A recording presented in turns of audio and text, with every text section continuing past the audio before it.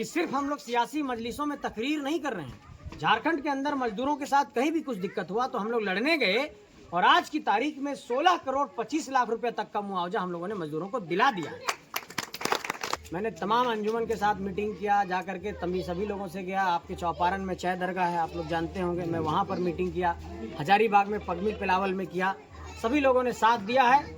आप लोगों से भी यही निवेदन करने आया हूँ, गुजारिश करने आया हूँ कि आप सब साथ दीजिए और इस बात का पक्का यकीन रखिए कि आप लोग अगर दुआ दे देंगे तो इस बात का पूरा भरोसा है कि हम लोगों को कामयाबी नसीब होगी। हम ये कह रहे हैं कि ये नौजवान सिर्फ यूं ही ऐसे नहीं कि फालतू वक्त जाया करने आ गए सियासत में।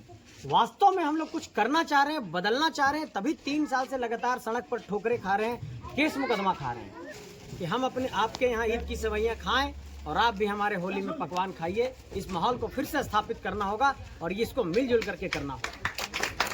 हम लोग इस झारखंड को संवारने निकले हैं, बदलने के लिए निकले हैं और वैसी ताकतों को शिकस्त देना चाहते हैं जो समाज में भाईचारे के माहौल को खराब कर रहे हैं। हम चाहते हैं कि आपके मुहर्रम के जुलूस में हम भी लाठी भांजे और आप हमारे रामनवमी के जुलूस में लाठी भांजिए। ऐसी परंपरा फिर से कायम है। बात समझिए कि इस कायनात के अंदर, इस मुल्क के अंदर और इस समाज के अंदर जितना हमारे लिए दीनी तालीम जरूरी है उतना दुनियावी तालीम भी जरूरी है। इन लोगों ने कभी भी हमारे तालीम की ढंग से कोई व्यवस्था नहीं की। मैं इस बात को पक्के यकीन के साथ कहना चाहता हूँ कि मुझे लगता है कि शायद मैं गलत नहीं होऊंगा। क्या इस इलाके में आपकी बेटियों के तालीम के लिए कोई महिला कॉलेज खोला गया? नहीं खोला गया।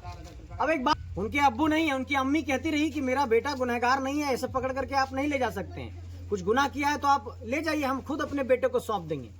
लेकिन फरजान घर के दरवाजे को तोड़ करके उसकी अम्मी को वहां पर डरा धमका करके और फरजान को जेल ले जाया गया। हम लोग झारखंड की सियासत में लड़ने के लिए निकले हैं। हम लोगों को शहादत मंजूर है लेकिन समझौता मंजूर। हमारे फरजान खान हमारे प्रधान महासचिव, उनके साइन के बिना कुछ काम नहीं होता। रिजवान अंसारी जी हमारे केंद्रीय अध्यक्ष हैं अल्पसंख्यक मोर्चा के। और झारखंड के 14 लोकसभा क्षेत्र में जब भी ये बात सामने आई कि क्या हमारे मुसलमानों का देश के अंदर संसद भवन में कौन नुमाइंदा होगा, कौन रहबर होगा, कौन रहनुमा होगा, किसी एक को तो टिकट देकर के लोकसभा लड़ाइएगा। लेकिन राष्ट्रीय राजनीतिक दलों ने किसी एक को टिकट नहीं दिया। इरफान बाबू मांगते रहे, फरखान बाबू मांगते रहे, नहीं दिया गया। जेबी केसेस एकमात्र ऐसी पार्टी है कि अखलाक अंसारी को धनबाद लोकसभा से प्रत्याशी बनाया। हम लोगों ने नेता बनाने का काम किया है, सिर्फ कार्यकर्ता बनाने का काम नहीं किया। जयराम महतो जी से मजबूत और कोई दिखाई नहीं पड़ रहा है। अब सवाल ये उठता है कि ऐसे लोगों को अगर आज की तारीख में शिकस्त नहीं देते, अगर आज की तारीख में परास्त नहीं करते हैं तो आने वाली पीढ़ियों के लिए माहौल और खराब होता जाएगा। इसलिए आप लोगों को सिर्फ इस सूबे की सियासत नहीं बल्कि इस पूरे मुल्क की सियासत को ध्यान में रखते हुए इस बार वोट करना है कि सिर्फ पैसे और पूंजी की बुनियाद पर, सिर्फ बड़े बड़े पूंजीपति के रहने से ही सियासत में सफल नहीं हुआ जाता, बल्कि हौसले और जज्बे से भी सफल हुआ जा सकता है। ये हम लोगों ने साबित करके दिखाया। भैया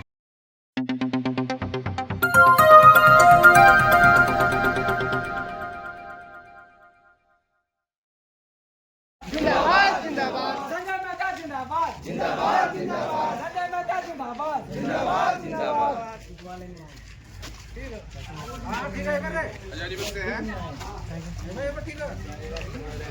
जयगार जिंदाबाद, जयराम माता जिंदाबाद, जिंदाबाद, जिंदाबाद, जयराम माता जिंदाबाद, जिंदाबाद,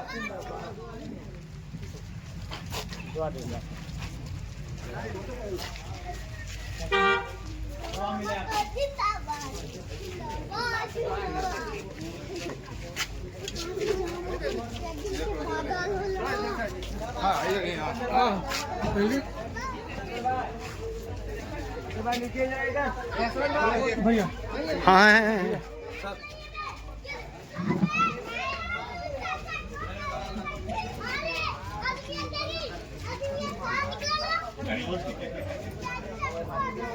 ठीक है। अपने अजीज दोस्तों एवं बुजुर्गों को आदाब कहता हूं और आप सबसे यही कहना चाहता हूं कि झारखंड के सियासी हक हकूक़ की आवाज़ में, झारखंड के सियासी हक हकूक़ की लड़ाई में नौजवानों ने 3 साल से दखल दे रखा है और इस दखल से बड़े बड़े सियासी सुरमाओं में एक खलबली पैदा हो गई है।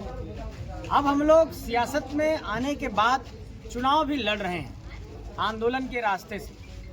एक सवाल आप लोगों के जहन में आता होगा कि हम लोगों के पास कितना सियासी तजुर्बा है, कितना हम लोगों के पास अनुभव है। मैं आप तमाम लोगों को यही कहना चाहता हूँ कि झारखंड के इस पूरे लड़ाई में झारखंड के नौजवानों ने इस बात को साबित करके दिखाया है कि सिर्फ पैसे और पूंजी की बुनियाद पर, सिर्फ बड़े बड़े पूंजीपति के रहने से ही सियासत में सफल नहीं हुआ जाता, बल्कि हौसले और जज्बे से भी सफल हुआ जा सकता है। ये हम लोगों ने साबित करके दिखाया।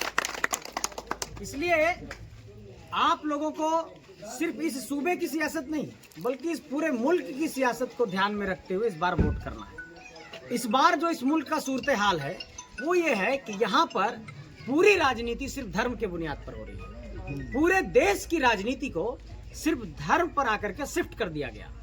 मैं एक हिंदू हूँ, मंदिर में जाकर पूजा करूंगा, ईश्वर के प्रति मेरी आस्था है। आप एक मुसलमान हैं, आप जाकर के अपने मस्जिद में इबादत करेंगे, आप अपना नमाज करेंगे, वो अपनी आस्था है, अपना विश्वास है।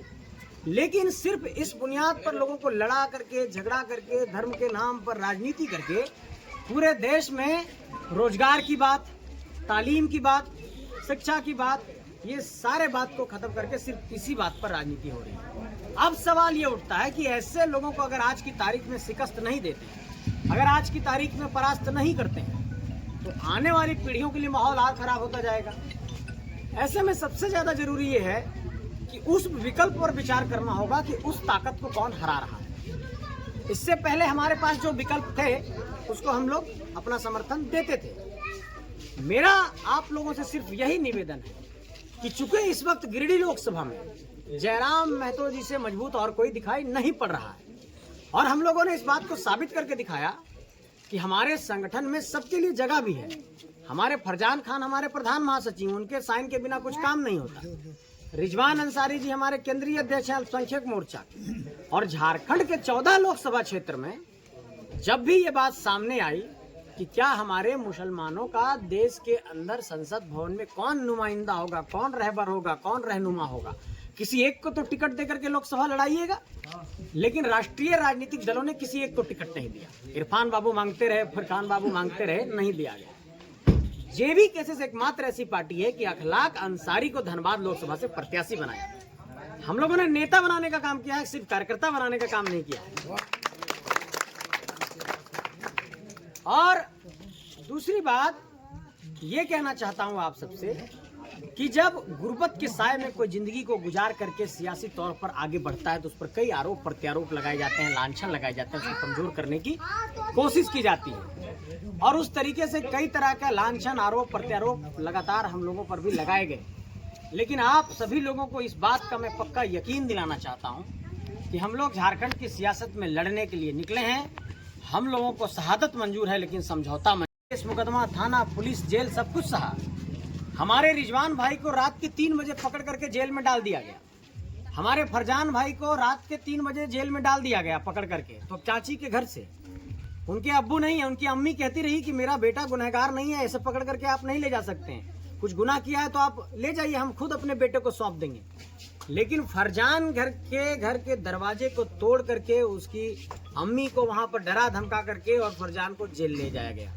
हम लोगों का गुनाह सिर्फ इतना था कि झारखंड के हक अधिकार की बात कर रहे हैं, झारखंड में रोजी रोजगार की बात कर रहे हैं, झारखंड में कौन हमारा असली रहनुमा हो सकता है इसकी बात कर रहे हैं, झारखंड की माटी से कैसे रहनुमा निकलेगा, नुमाइंदा निकलेगा, इसकी बात कर रहे हैं, और हम लोगों को जेल में डाल दिया गया।